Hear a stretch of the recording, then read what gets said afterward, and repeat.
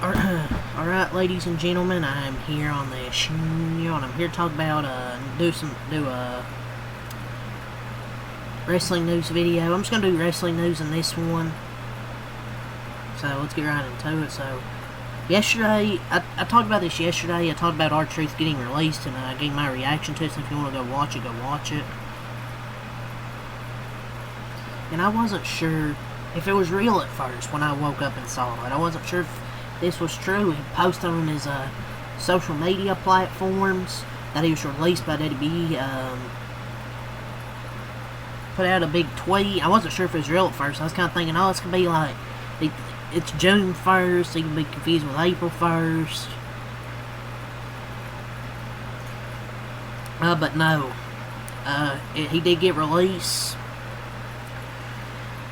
For how long he's been there, you couldn't give him a proper goodbye, let him go out there and give a proper goodbye. Instead, nope, just release.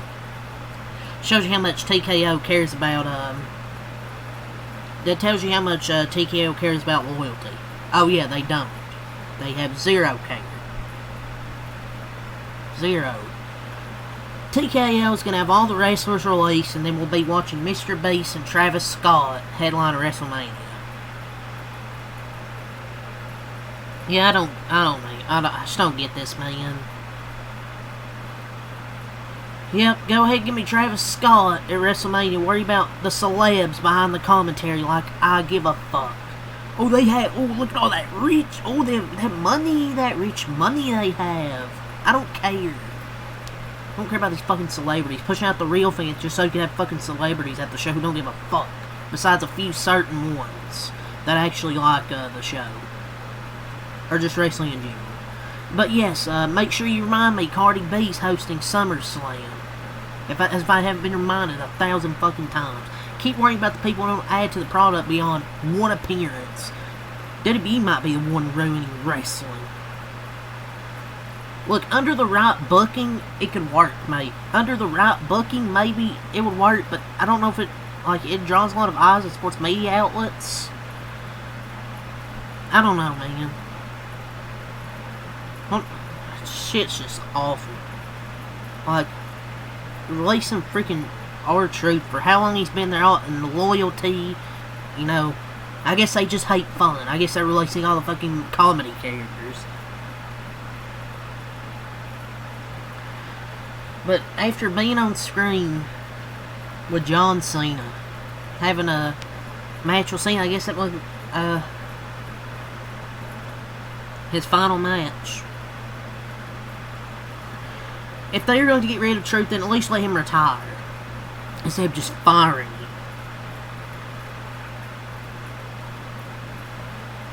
And this was unfortunately confirmed via Fightful Select that R-Truth will be leaving WWE when his contract expires. So,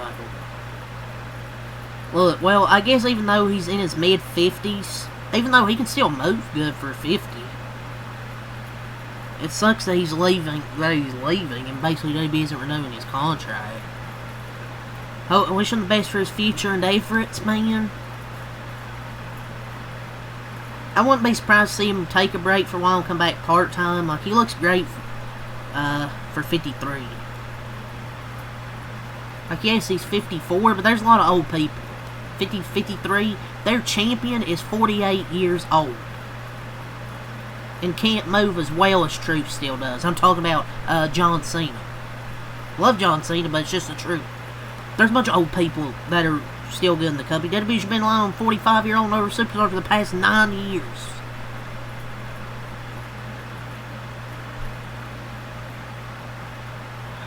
My lord, man. And, so, they won't be renewing his current contract.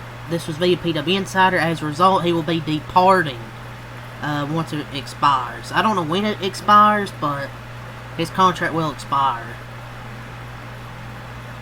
Man, one of the more funny guys on the show, and they are going to let him go.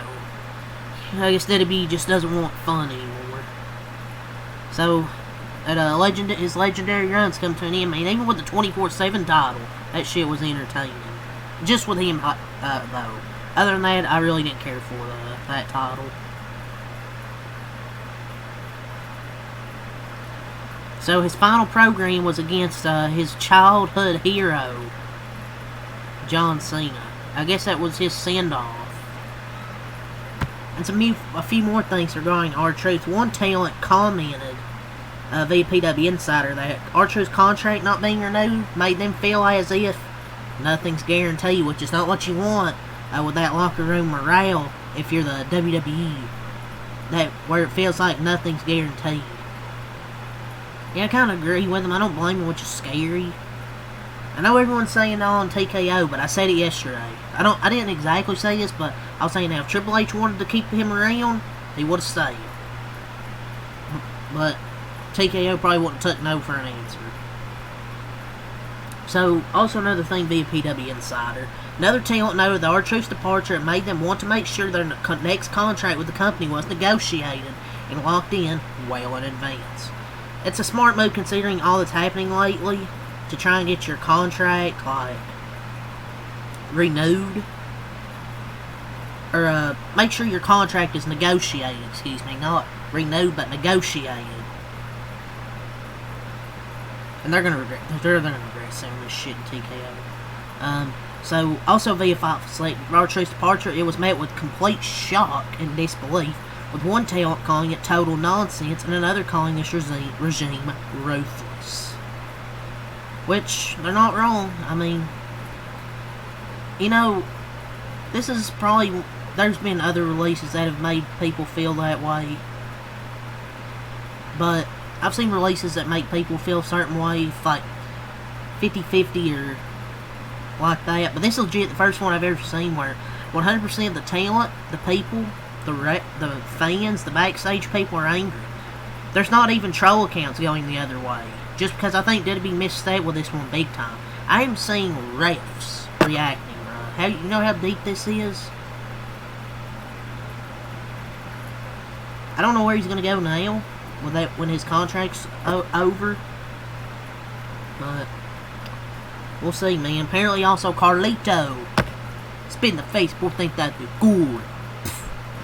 He'll be leaving WWE as well. Similar to R-Truth, his current deal will not be renewed, and once it runs its course, he will be departing the company. I'm not as upset with this one as R-Truth, but this one's kind of confusing as well, because they brought him back to not really do anything besides eat apples and play video games, and flirt with Raquel Rodriguez.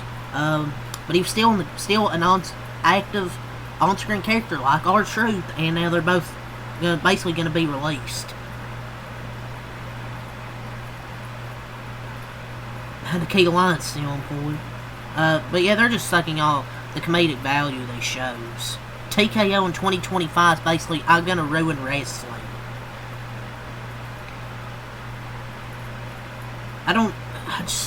If you were gonna have him, if you were gonna just not renew his contract, why was he still in the Judgment Day? So let's talk about Raw for tonight. Two things that are advertised: CM Punk, AJ Styles, El Grande Americano, Money in the Bank qualifier, Stephanie Vaquer, Liv Morgan, and Ivy Nile, Money in the Bank qualifier. So, yeah, give me CM Punk and Stephanie Vaquer, please. WWE and Slim Jim, they've expanded their partnership. Under the new deal, their branding will be placed on tables under the ring. Oh boy, we get to see more sponsors. Yeah, the ring's is basically a fucking UFC ring, except it's a wrestling ring. And not a big, UFC cage. My lord, man. And under the ring, and it'll be the center ring sponsor in the episodes of Raw. The ring advertising is okay. Matches being sponsored is okay. Even the Prime station is okay. That's ridiculous, dude. It's just fucking money grab, money grab, money grab, money grab, money grab. You can find ways to make more money, but you can't keep deserving talents. Apparently, they've been fucking up the UFC too, so. But they're gonna fucking wreck this. Valhalla also announced that WWE will not be renewing her contract, and thus she will depart when it expires, so that's 3 of them. I mean, I'm not upset with her. But yeah, it's another one that's gonna be gone. Elena Black, as you guys know, well, Cora Jade. She says during her time at WWE, she was once told that she wouldn't be a champion in the company because she looked like she couldn't crack an egg. I don't know what the fuck that means, honestly. Is it because she wouldn't damn weigh a lot? I don't know, man. I don't know. I mean, WWE locker room just seems to being more and more toxic, and the morale's going down with R2 getting released. WWE is fucked right now. They are fucked. And you know what I'll do? I'll cover NASCAR here as well, giving that some NASCAR news. So for the entry list this weekend, the Cup and Truck races, or Truck and Cup races this weekend at Michigan Xfinity. There's no open teams for Cup at Michigan, so it's your full-time drivers.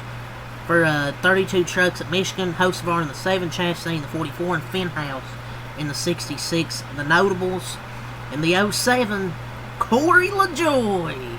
Oh boy, Corey LaJoie. He'll be in the 07 for Michigan, Richmond in the final 7 races for 9 truck races. Corey LaJoie, he's back. Irony at its finest. Yeah, sadly, what'd he say? Only 20 people would watch?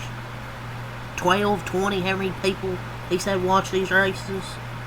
I guess he wants to race in front of the 12 people now. Look, the 07 is a decent truck, but Kyle Busch was running sub 15 at Nashville.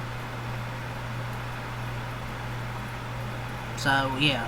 And Byron hasn't run that great in that truck when he's ran races there, so yeah. I don't think Corey LaJoie's going to fare much better.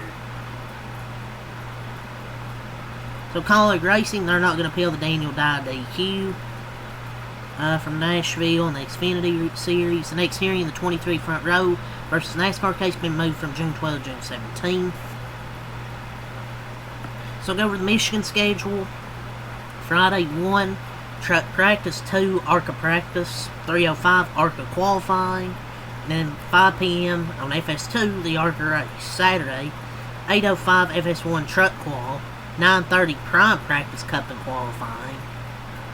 12 p.m. on Fox, the truck race. And Sunday, 2 p.m. on Prime, the Cup race. So, there's your Michigan schedule. So, I'll talk about a few NFL things here.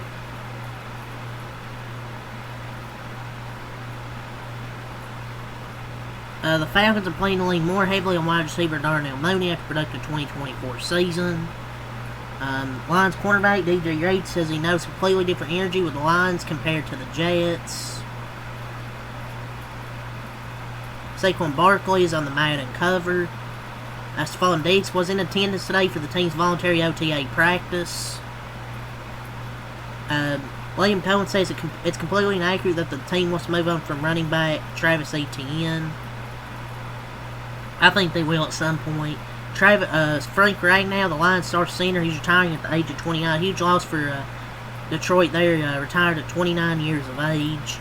Ronald Darby informed the team, the Texans, that he intends to retire. And also, per your report, the Eagles officially placed Brandon Graham on the reserve/retired list. So, I'll talk about a little NBA news here. So, Ace Bailey said this: I feel like I'm a great passer. When it's time to get a bucket, I'm going to get a bucket. Come on.